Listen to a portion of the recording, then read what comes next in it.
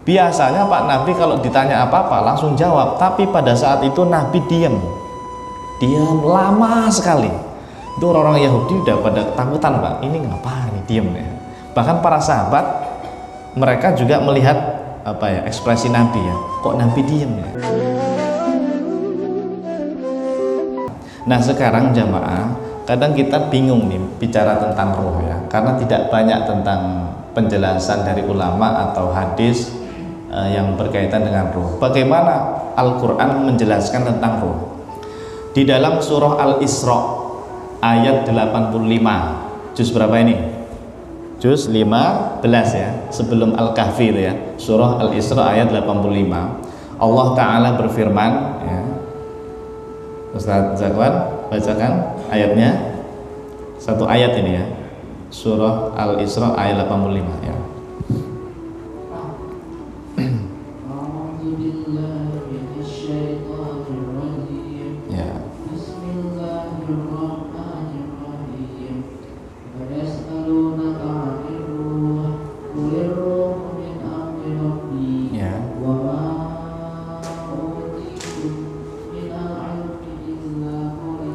Ya, terima kasih.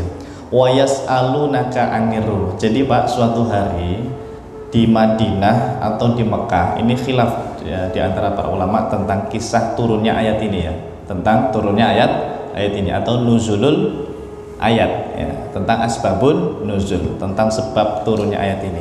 Ada yang bilang di Mekah, ada yang bilang di Madinah. Tapi mayoritas mengatakan di Madinah.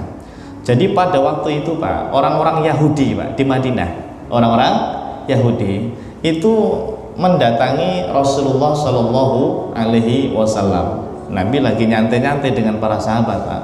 Ya lagi duduk-duduk lah ya, lagi nyantai-nyantai, lagi sedang duduk-duduk bersama. Orang Yahudi itu tiba-tiba mereka bertanya kepada Muhammad karena mereka tahu Nabi kita itu kalau ditanya apa saja pasti jawab. Ditanya apa saja pasti jawab, karena Rasulullah SAW itu orang yang cerdas ya, orang yang cerdas, fatonah ya. Nah ternyata orang Yahudi itu nanya tentang ruh Pak. Nanya tentang ruh, ibarat bahasa orang Tambun tuh gini, wahai Nabi Muhammad, ruh itu kayak apa sih bentuknya?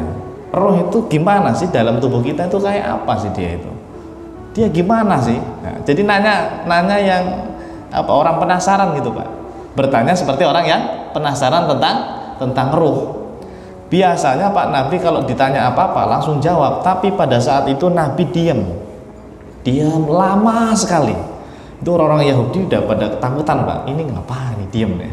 Bahkan para sahabat mereka juga melihat ekspresi Nabi ya, kok Nabi diam ya. Ada salah satu sahabat ini yang dia ngerti, oh Nabi diam itu sedang menerima wahyu Pak. Jadi Nabi diam itu menunggu wahyu Pak, karena Nabi nggak berani jawab langsung tanpa ilmu, tanpa wahyu. Maka ketika diam sejenak itu Nabi kemudian mendapatkan wahyu ini, ayat ini. Wa yas'alunaka 'anir ruh qulir ruhu min amri rabbi wa ma utitum minal ilmi illa qalila. Wa yas'alunaka 'anir ruh, mereka bertanya tentang ruh kepadamu wahai Muhammad. Kul katakanlah wahai Muhammad, ar-ruhu min amri rabbi. Ruh itu ya, katakan kepada mereka, kepada orang Yahudi dan umatmu, ruh itu min amri rabbi, itu adalah urusannya Tuhan kita, Tuhan kami, Tuhanku, yaitu Allah. Kita nggak ada urusan tentang ruh Pak, itu urusannya Allah Pak, yang tahu hanya Allah. Wa ma utitum minal ilmi illa qalila. Kalian itu ya, kata Allah, cuma dikasih ilmu tentang ruh itu sedikit banget Pak, qalil. Sampai ada ulama yang mengibaratkan ruh itu Pak, kalau Allah mengetahui tentang ruh, ilmunya itu sebanyak air lautan. Sebanyak apa?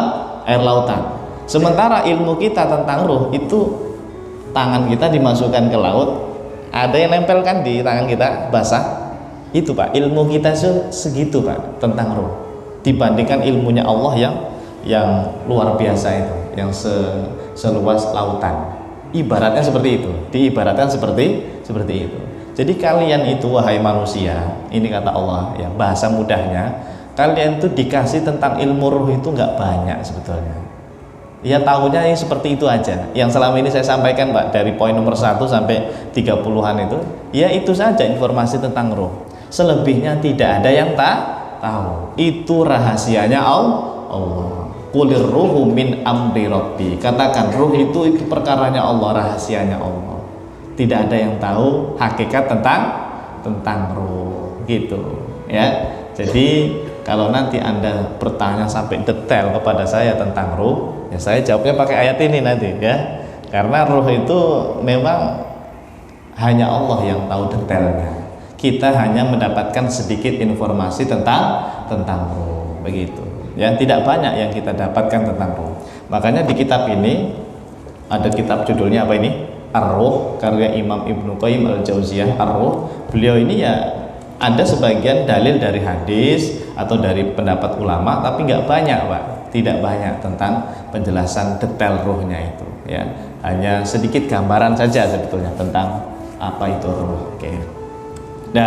Nah sekarang yang terakhir tadi kita katakan bahwa ruh itu hakikatnya tidak ada yang tahu kecuali hanya Allah. Itu rahasianya Allah tentang ruh itu. Seperti apa bentuknya ya, atau seperti apa dia melekat di tubuh kita nggak tahu ya. Apa hikmah ketidakmampuan manusia dalam mengetahui ruh ya? Kenapa kok manusia kok nggak dikasih tahu ya tentang ruh gitu, tentang ruh, padahal ruh itu kan makhluk, makhluk. Ternyata ini Pak hikmahnya saya dapatkan di kitab tafsir Imam Al-Qurtubi. Tafsir namanya Imam Al-Qurtubi ya, tafsir Al-Qurtubi. Apa kata beliau? Qala Imam Al-Qurtubi rahimahullahu taala, wa hikmatu dzalika ta'jizul aqli an idraki ma'rifati makhluqin mujawirin lahu dalalatun ala annahu an idraki khaliqihi ajazu. Waduh. Jadi terjemah bebasnya gini.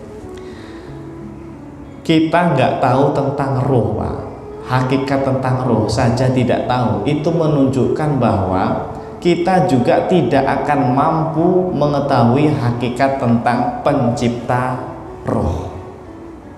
Siapa? Yaitu Allah Subhanahu wa taala. Saya ulangi. Kenapa kita kok nggak dikasih tahu tentang ruh? Salah satu hikmahnya kata para ulama, kita nggak tahu tentang ruh itu biar tahu bahwa tentang ruh saja kita nggak tahu Pak. Ini padahal makhluk ruh itu ya, padahal makhluknya Allah ruh itu. Apalagi kita mengetahui tentang zatnya Allah. Gitu, kira-kira begitu. Rahasianya itu begitu. Sekarang ini Pak, di YouTube banyak para ustadz itu berani menggambarkan tentang Allah. Ini kalau bahaya ya kalau nggak ngaji akidah.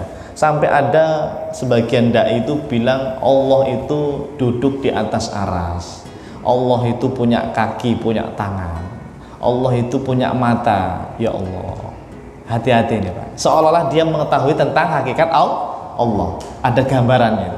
Ini orang keblinger Pak, kebablasan orang seperti ini.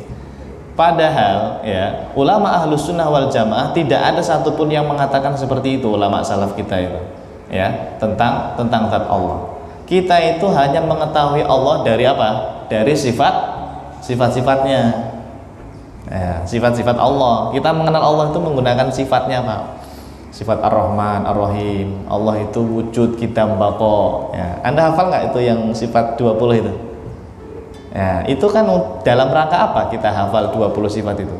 Untuk mengenal Allah gitu. Salah satunya dengan mempelajari sifatnya. Tapi nggak boleh kebablasan cara memahaminya ya. Sampai ada yang memahami Allah seperti tadi itu ya. Na'udzubillah min dzalik ya. Seolah-olah dia tahu tentang Allah. Padahal tentang ruh saja kita tidak tahu. Kok tiba-tiba tentang penciptanya malah tahu gitu. Nah, itu bahaya itu Pak, pemahaman yang seperti itu ya. Oleh sebab itu tadi di awal saya bilang Allah itu laisa bijismin wala jauharin wala arad. Allah itu pokoknya bukan jisim, bukan jauhar, bukan arad. Definisinya tadi sudah kita sampaikan. Lalu Allah itu apa Pak Ustaz? Ya pokoknya imani saja. Allah Subhanahu wa taala itu adalah Tuhan kita yang wujud, ya. Dia kidam, dia bako, sampai 20 itu, Pak. Kalau Anda paham sifat 20, insya Allah tentang keyakinan kepada Allah itu sudah benar itu, Pak. Ya, tadi syaratnya harus paham sifat 20, ya.